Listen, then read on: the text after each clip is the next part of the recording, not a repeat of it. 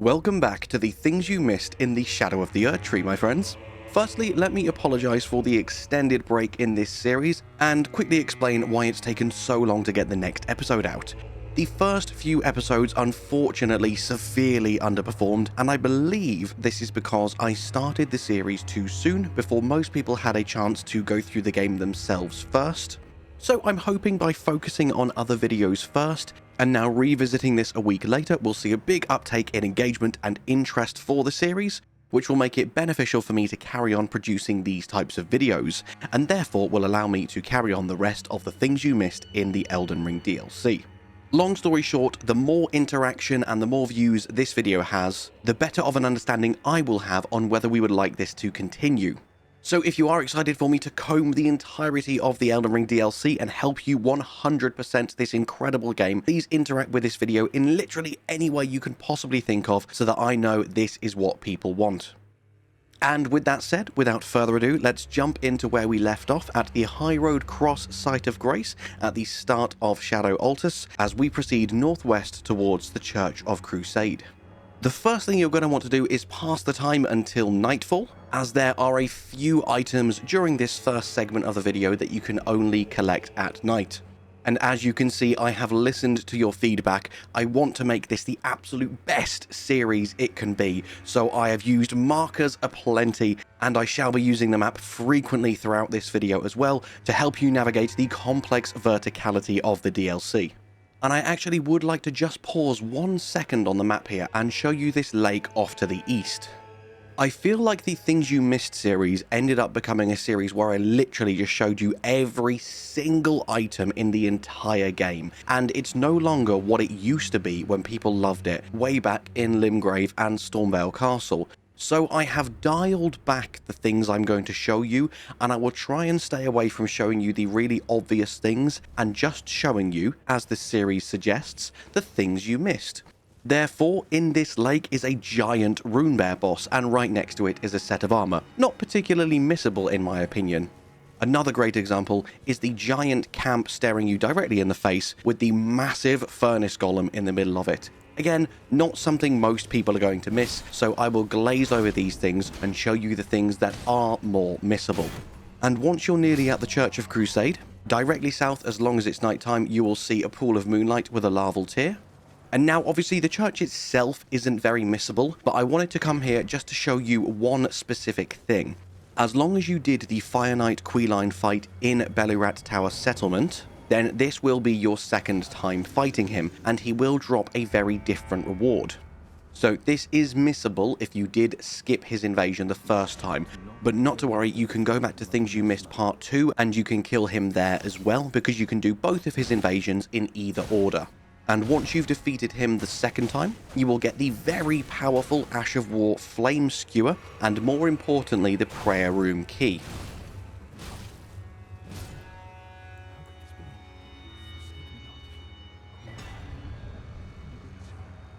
Whilst we're here, we may as well pick up the Shadow Tree fragments and the Rune Arc. Now we're going to head northeast, and before long you will see an injured member of the Forager Brood. You now want a warming or a sun warmth stone. Throw that on the ground near him and he will be healed.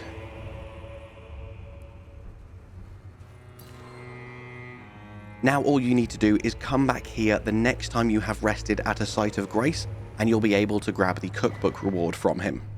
Next up, we are going to head to the really big Mesmer soldier camp I spoke about near the start of the video, and we're going to head up the plateau to the west-hand side of the camp.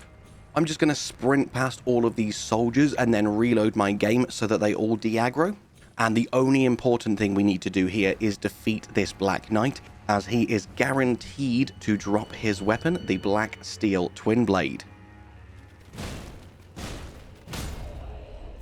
Once you've done that, you can now sprint to the other side of the camp, over to the eastern plateau.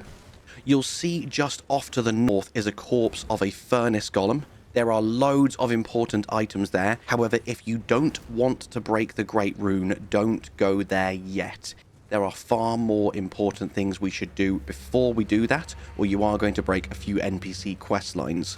So I'm going to ignore him and just clear up the perfumers here.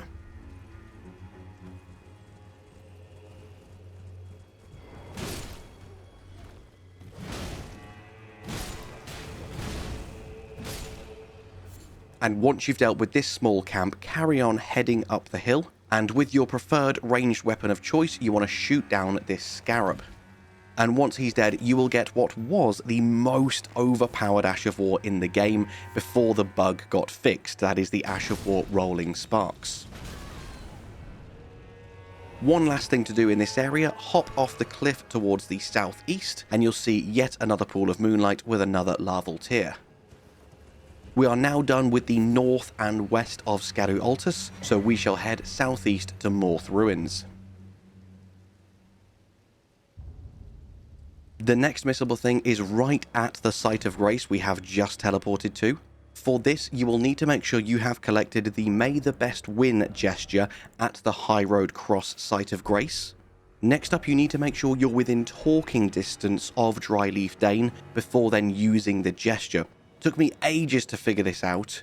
I kept using the gesture and it wasn't working, and it's because I was using it whilst facing him at the Site of Grace, but you actually need to have the talk prompt on screen or it won't trigger. Leave this animation to do its thing, and before long you will be teleported into a duel with Dryleaf Dane.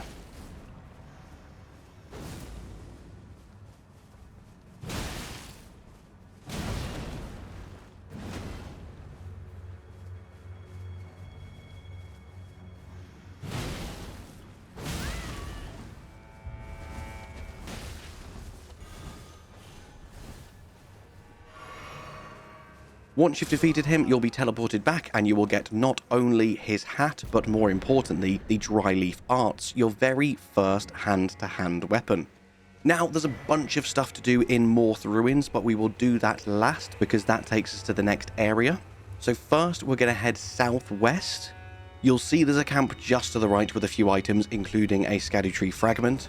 I'm going to run straight past it towards the next missable thing, past the sniper lobsters in the lake. I'm sure you can explore the camp by yourself. I believe in you. And way over in the corner, beneath Castle Ensis, you will find another forager with the Forager Brood Cookbook 1.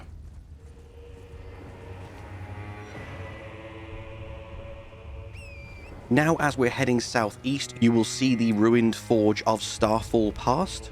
Again, I'm sure you don't need me to hold your hand through every single thing, so I'll just give you a quick rundown of the most important things you want to get in this dungeon as we head towards the next missable item.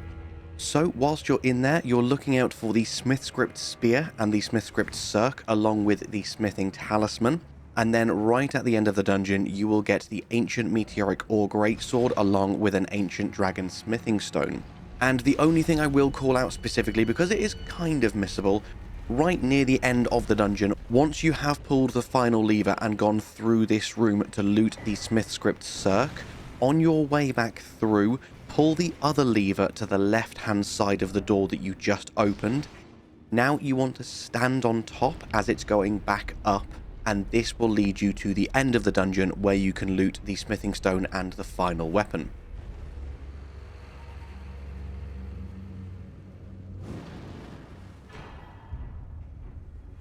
Anyway, once you are done with that, you now want to head directly east from the ruined forge, and just here you will find another scarab. Be careful of all the misbegottens that will be attacking you whilst you're trying to take it out, and once you have finally done so, you will get the Ash of War Piercing Throw. Next up, we're going to head southeast even further still to the sword marker that I've put down just near the main road. Obviously, when you get here the first time, there will be a giant fight between a Ghost Flame Dragon and a load of Mesmer soldiers. I had to do this off camera because it wouldn't let me place the marker. So just make sure, whether you want to do that fight or not, make sure that you grab the repeating crossbow just here on your way past.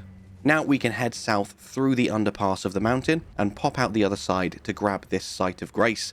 And now we are ready for the Fort of Reprimand.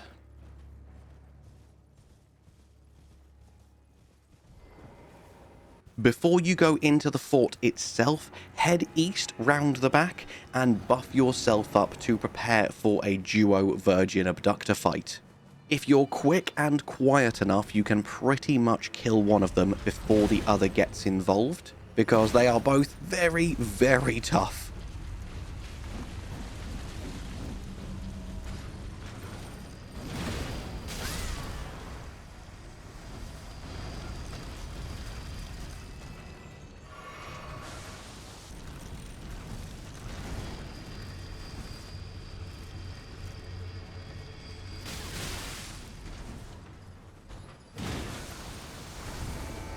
And once you have defeated them, they don't drop anything particularly unique, but they drop a ton of Shadow Realm runes for a few extra levels, hopefully.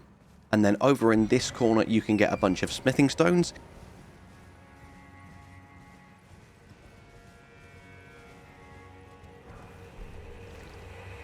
And if you head southwest to the very, very edge of the cliff, round the back of the fort, you can also find a Blessing of Marika.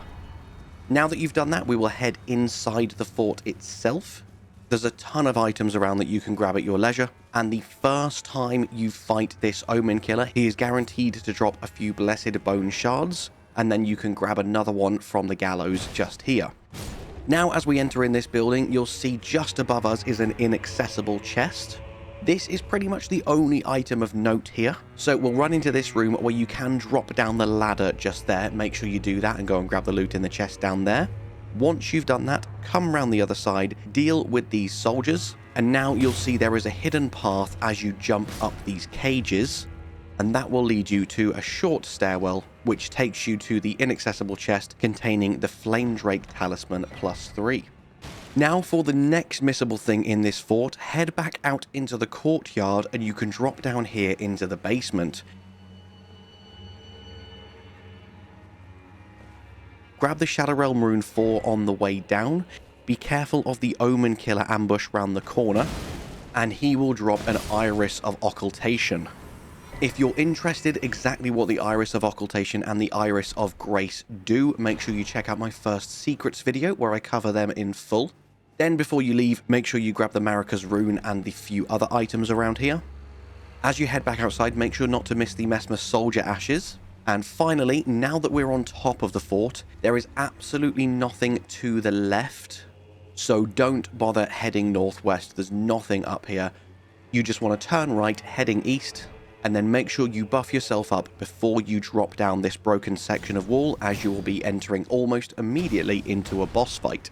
Here will be a buffed up Black Knight Edred, though apart from having about 3 times as much health, he really isn't all that scary.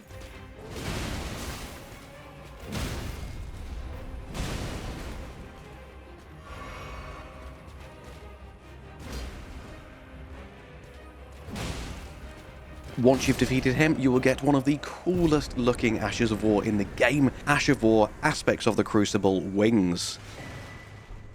Now just head up, up, up until you are at the top of the fort.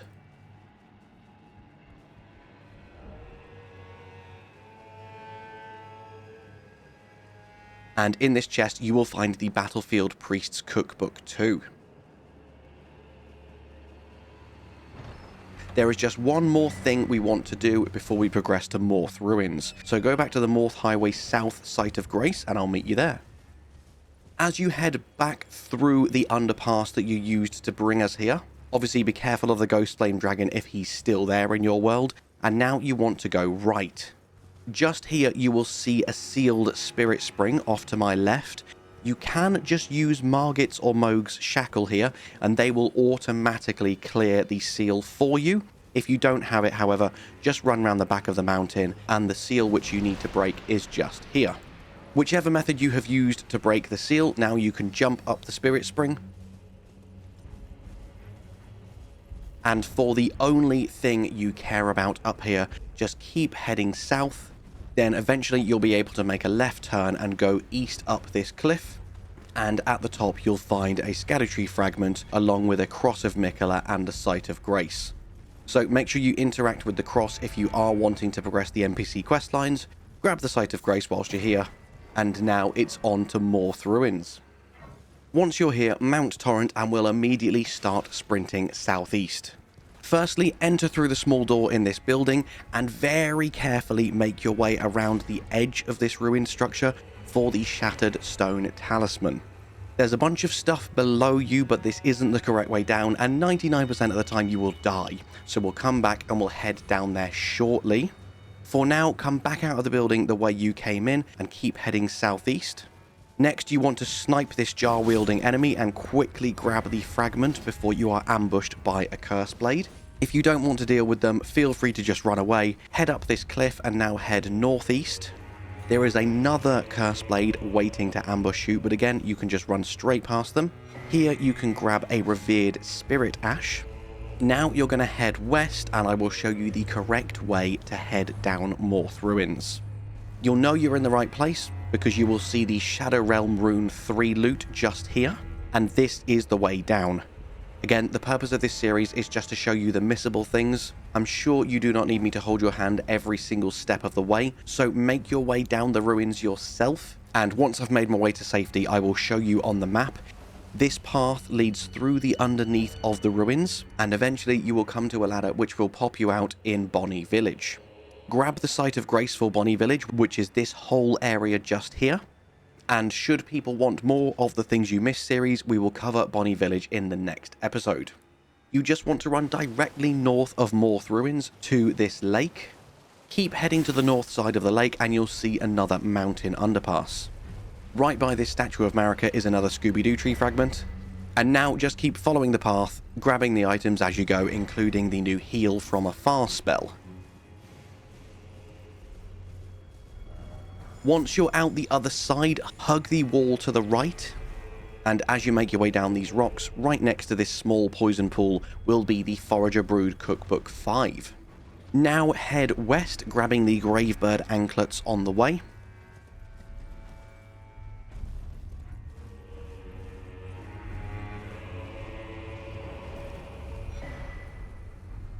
And eventually, if you just keep following this path, you will find yourself entering Ra Base. Grab the Site of Grace, and this is where we will leave this episode. There is a load more stuff that we can do before we go ahead and break the Great Rune and progress the story, including Ra Base, Bonnie Village, the Cerulean Coast, and I believe at least 2 more areas as well. So please leave in the comments which area you would like me to cover next, and it shall be done. And with that, all that's left for me to say, my friends, is thank you so much for watching. I hope you have an amazing day, and I'll see you in the next one. Bye-bye.